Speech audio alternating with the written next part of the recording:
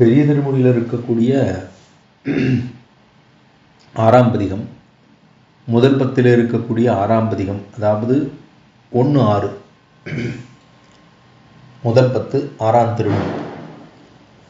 நைமிஷாரண்யத்துக்காக மங்களாசாசனம் பண்ணுகிறார் ஆழ்வார். இதுக்கு முன்னாடி வரைக்கும் உகந்து அருளின நிலங்களை ஆசிரியுங்கோள் அப்படின்னு உபதேசம் பண்ணார். பலகாலம் பண்ணார். முதல்ல நாராயணா என்னும் திருநாமத்தை சொல்லி அதனுடைய பெருமையை சொல்லி, அதுக்கப்புறமாக திருப்பிரிதி சென்னடை நெஞ்சே அப்படின்னு பார்த்து, அதாவது பதரிகாசிரமத்தை சொல்லி, அதுக்கு மேலே இப்போ மதுரியாசிரமத்துக்கு பிற்பாடு சாலக்கிராமத்தை சொல்லி, இதெல்லாம் சொன்னது கீழே. இப்போ தமக்கு இருக்கக்கூடியதான வேற வழி இல்லை, அனன்ய கதி இல்லாமையாலே ஆழ்வார் என்ன பண்றார்? தமக்கு கதி இல்லை, வேறு எங்கும் போவதற்கு புகலிடமில்லை அப்படிங்கிறத சொல்லும்படியாக, அதாவது தம்முடைய நிகர்ஷனம், இந்த நிகர்ஷத்தை சொல்லி அனுசந்தித்து பூர்வ விருத்தத்தையும் விஷயப்பிராவண்யத்தையும், அதாவது இது நாள் வரைக்கும் எப்படி எப்படியோ இருந்துட்டேனே, அதுதான் பூர்வ விருத்தம். தான் இருந்த இருப்பை சொல்லிக் கொள்ளுகிறார். அதுக்கப்புறம் விஷயப்பிராவண்யத்தோடு நாம் எப்படி இருந்தோம் என்பதை சொல்லிக்கொண்டு, எம்பெருமான் விஷயத்தில் நான் ஒன்றுமே பண்ணலையே, ஐயோ அப்படின்னு இல்லாமல் பரகிப்சையே பண்ணி கொண்டு தெரிந்தோமே அப்படிங்கிறத சொல்லுகிறார். ஏன்னா எப்படி விபீஷணாழ்வான் தானும் சரணாகதி பண்ணினானோ, எப்படி ராவணோ நாம துர்விருத்தா அப்படின்னு சொல்லி விபீஷணாழ்வான் ஆகாசத்தில் வந்து நின்று ஸ்வநிகர்ஷத்தை சொல்லி தனக்கு இருக்கக்கூடிய குற்றங்களை, ஸ்வநிகர்ஷம் தனக்கு இருக்கக்கூடிய குற்றங்களை சொல்லி சரணம் புக்கார் போலே எப்படி அவர் சரணாகதி பண்ணினாரோ எம்பெருமானிடத்தில் வந்து சொல்லுகிறாரோ இல்லையோ, விபீஷணம் உபஸ்திதம் அப்படின்னு தான் வந்து சொல்லுகிற போது ரொம்ப சீக்கிரமாக என்னை கூட்டின்னு போ அப்படின்னு ராமனுடைய திருவடிகளிலே கொண்டு செல்ல வேணும் அப்படின்னு சொல்லி ராகவனிடத்திலே கொண்டு செல்லுங்கோள் அப்படின்னு எப்படி விபீஷண ஆழ்வான் பிரார்த்தித்தாரோ அதுபோல இங்கே ஆழ்வார் சரணாகதியை பண்ணுகிறார். எம்பெருமான் அதாவது பிராட்டியை முன்னிட்டு கொண்டே சரணாகதி பண்ணுகிறார். அப்படிங்கிற அளவுக்கு தனக்கு இருக்கக்கூடிய அனன்ய கதித்துவத்தை சொல்லுகிறார். கதி வேற எங்கேயும் ந ஜானே கதி மன்யதான்னு எம்பெருமானார் தெரிவித்தார் போலேயும், அப்போ அதை வைத்து கொண்டு தான் வேற ஏதாவது வழி இருக்கா? வழியோ இல்லை. ஒரே வழி எம்பெருமான் திருவடி மட்டும்தான் அப்படின்னு இந்த நைமிஷாரண்யத்தில் இருக்கக்கூடியதான சர்வேஸ்வரனுடைய திருவடிகளிலே பெரிய பிராட்டியாருடைய முன்னிலையாக சரணாகதி பண்ணுகிறாருங்கிறது தான் இந்த பதிகம்.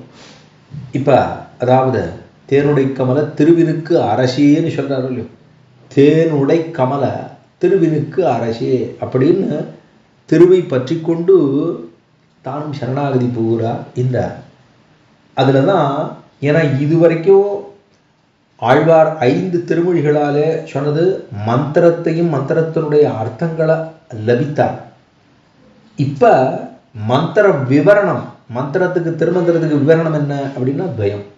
அந்த துவயத்தில் இருக்கக்கூடிய பூர்வகண்டம் என்ன அப்படின்னா பூர்வகண்ட அனுஷ்டார்த்தமாக, பூர்வகண்டார்த்த அனுஷ்டானம். பூர்வகண்ட அனுஷ்டானம்னா திருமந்திரத்தினுடைய அர்த்தம் துவயத்தில் 2 கண்டம் இருக்கு. ஒன்று பூர்வகண்டம், உத்தரகண்டம். அதாவது பூர்வபாகம் உத்தரபாகம். பூர்வபாகம் ஸ்ரீமன் நாராயண சரணம் பிரபத்யே அப்படிங்கிற அந்த சரணாகதியையே இந்த இடத்துல ஆழ்வார் சங்கதி தோற்றும்படியாக இங்கே மங்களாசாசனம் பண்ணுகிறார். அப்படிங்கிறது தான் இந்த பதிகத்துக்கு இருக்கக்கூடிய பெருந்தன்மை. அப்போ நைமிஷாரண்யத்துக்கு மங்களாசாசனம் 1ஆம் 10 6ஆம் திருமொழி அப்படிங்கிறதை பார்ப்போம். வானிலா முறுவல் சிறுநுதல் பெருந்தோள் மாதரார் வனமுலப் பயனே வேணினேன் அதனை பிழையெனக் கருதி பேதையேன் பிறவினோயருப்பான் ஏனிலேன் இருந்தேன் எண்ணினேன் எண்ணி இளையவர் கலவியிந்திரத்தனானினேன் வந்தவன் திருவடி அடைந்தேன் நைமிஷாரண்யத்துளெந்தாய் வானிலா முறுவல் சிறுநுதல் பெருந்தோள் மாதரார் வனமுலப்பயனே பேணினேன் அதனை பிழையெனக் கருதி பேதையேன் பிறவி நோய் அறுப்பான் ஏனிலேன் இருந்தேன் எண்ணினேன் எண்ணி இளையவர் கலவியன் திறத்தனானினேன் அந்தவன் திருவடி அடைந்தேன் நைமிஷாரணியத் துளந்தாய் சிலம்படியுருவிற்கருநெடுங்கண்ணார் திறத்தனாய் அறத்தையே மறந்து புலம்படிந்துண்ணும் போகமே பெருக்கி போக்கினேன் பொழுதினவாளா அலம்புரி தடக்கையாயனே மாயா வானவர்கரசனே வானோர் நலம்புரந்திரஞ்சுந்திருபடி அடைந்தேன் நைமிஷாரணியத் துளந்தாய் சோதினைப் பெருக்கி களவினத் துணிந்து சுரிகுடல் மடந்தயர் திறத்து காதலே மிகுத்து கண்டவாதிரிந்த தொண்டனேன் அமர்ந்தமர் செய்யும் வேதனை கொடுங்கி நடுங்கினேன் வேலவன் திரைய அலமரக் கடைந்த நாதனே வந்தவன் திருவடி அடைந்தேன் நைமிஷாரணியத் துளந்தாய் அம்புலாங்கூந்தல் மனவியத் துறந்து பிறர் பொருள் தாரமென் நிவைத்தை நம்பினார் இறந்தால் நமந்தமர் பத்தி எற்றி வைத்தெறி எழுதுன்ன செம்பிலாலி அன்ன பாவையைப் பாவி தழுவன மொழிபதற்கஞ்சி நம்பனே வந்து முன் திருவடி அடைந்தேன் நைமிஷாரணியத் துளந்தாய்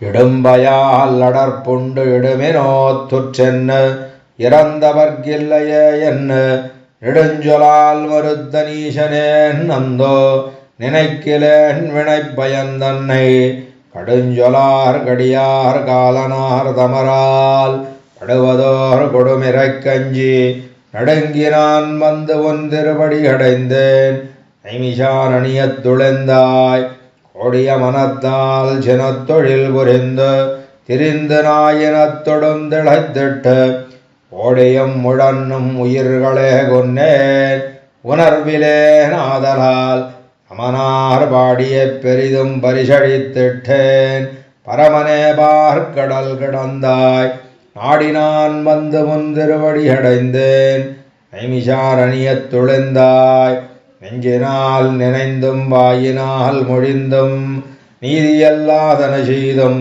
துஞ்சினார் செல்லும் தொல்நெறி கேட்டே துளங்கினேன் விளங்கணி முனிந்தாய் அஞ்சனேன் அடியேன் நெஞ்சினில் பிரியா வானவாதானவர்க்கென் நஞ்சனே வந்த திருவடி அடைந்தேன் நைமிஷாரணியத் துளந்தாய் ஏவினார் கலியார் நலிகவென்னு என்மேல் எங்கனே வாழுமாறு ஐவர் கோபினார் செய்யும் கொடுமையமடித்தேன் குறுங்குடி நெடுங்கடல் வண்ணா பாவினாரின் சொல்வல் மலர் கொண்டு உன்பாதமே பரவினான் பணிந்து என்னாவினால் வந்து உன் திருவடி அடைந்தேன் நைமிஷாரணியத் துளந்தாய் ஊனுடச் சுவர் வைத்தென்பதோன் நாட்டி உரோமம் மேய்ந்த 9 வாசல் தானுடைக் குரம்ப பிரியும் போது உந்தன் சரணமே சரணமென்னிருந்தேன் தேனுடை கமலத் தெருவினுக்கரசே